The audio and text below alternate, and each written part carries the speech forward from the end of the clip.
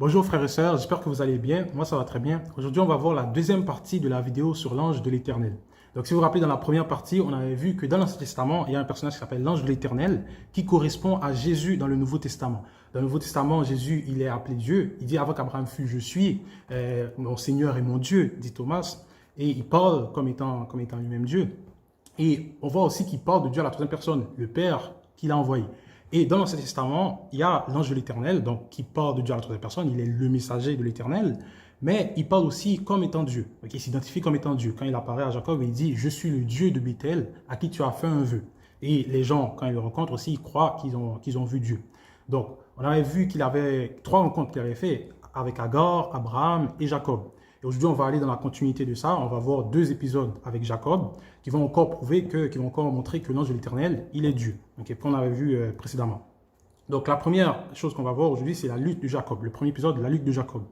Donc, le contexte de la lutte de Jacob, c'est quand Jacob il veut se réconcilier avec son frère Ésaü et il envoie des messagers avec des cadeaux vers son frère Ésaü. Parce que Ésaü avait dit la prochaine fois qu'il va le voir, il va le tuer. Et donc, Jacob veut se réconcilier avec Ésaü et il envoie des messagers avec des cadeaux.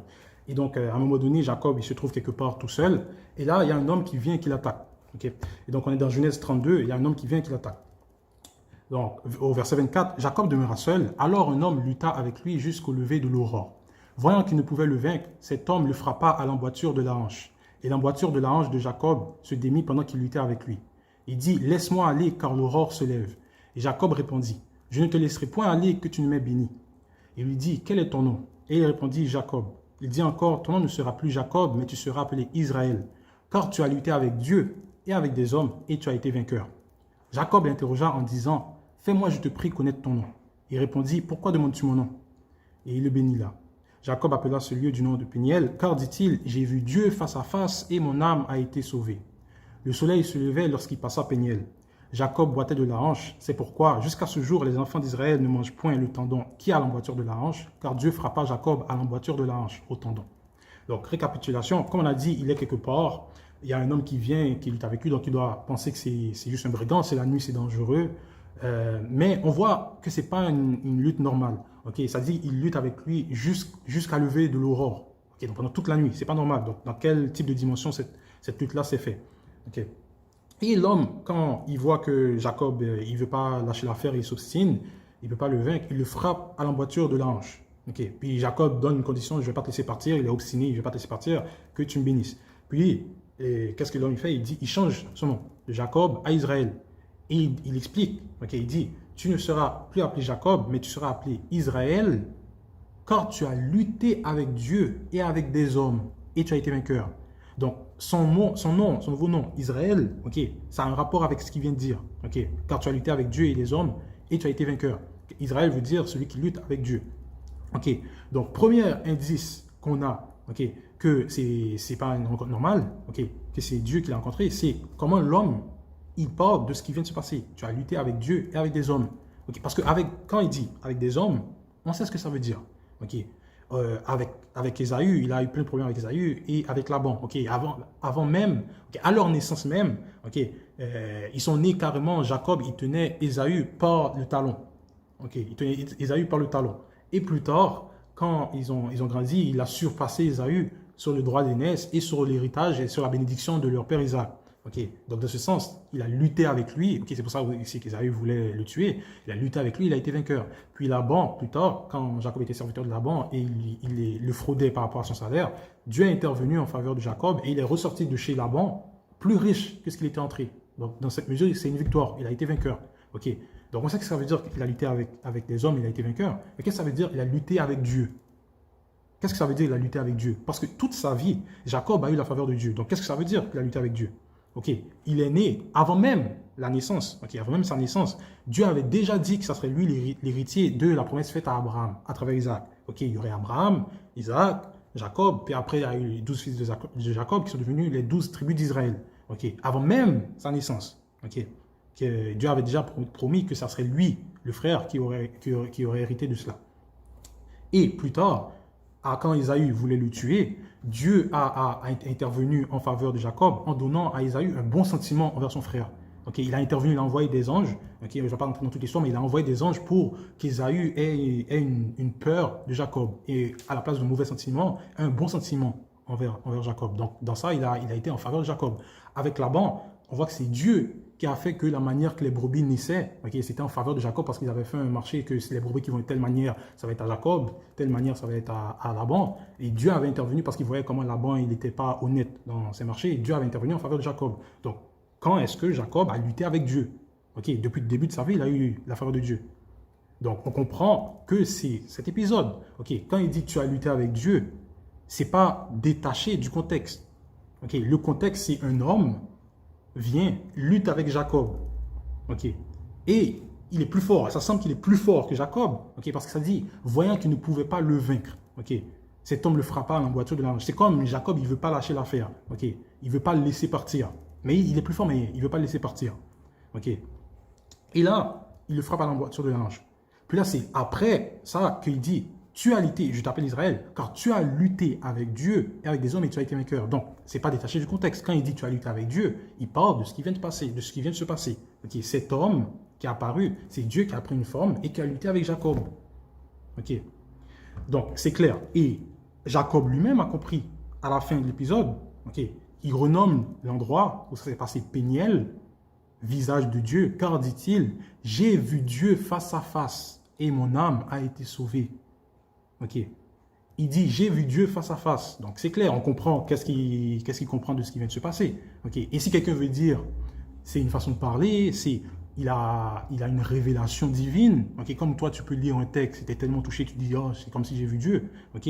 Si tu veux dire ça, ben, ça ne fait pas de sens quand même. Parce qu'il dit, et mon âme a été sauvée. Ok.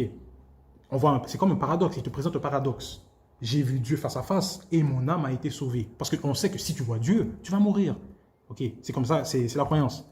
Tu vois Dieu, tu vas mourir. Tu ne peux pas voir Dieu et rester en vie. Ok, donc c'est un paradoxe qui se présente. J'ai vu Dieu face à face et mon âme a été sauvée. Si c'était juste symbolique, il n'aurait pas dit ça. Si tu lis un livre et je suis tellement touché, tu ne vas pas dire, oh, j'ai vu Dieu face à face et mon âme a été sauvée. Ok, donc ça te montre que c'est littéral. Il a compris que l'homme qu'il avait vu, ce n'était pas vraiment un homme. Ok, et c'est pour ça que ça a duré aussi longtemps, cette bataille dans une dimension un peu étrange. Et c'est pour ça qu'il a renommé Israël en disant, tu as lutté avec Dieu et avec les hommes. Jacob a compris. Okay. Jacob a compris qu'est-ce qu'il voulait dire. Donc, ça, c'est clair. Okay. Et dans Osée 12, ça nous confirme encore cela. Okay. Dans le sein maternel, Jacob saisit son frère par le talon. Donc, ça veut dire qu'il a lutté avec les hommes. Et dans sa vigueur, il lutta avec Dieu. Okay. Donc, comme il avait dit, comme l'ange de l'Éternel avait dit, tu as lutté avec Dieu et avec les hommes. Donc, ça, c'est dans sa vigueur qu'il a lutté avec Dieu. Et avec les hommes, ça fait référence à son frère Ésaü. Okay. Et si vous avez remarqué dans le passage de Genèse 32, ça ne dit pas, le mot ange de l'Éternel n'apparaît pas. Okay. L'expression ange de l'Éternel n'apparaît pas. Okay. Donc, quelqu'un pourrait dire, oh, comment on sait que c'est l'ange de l'Éternel?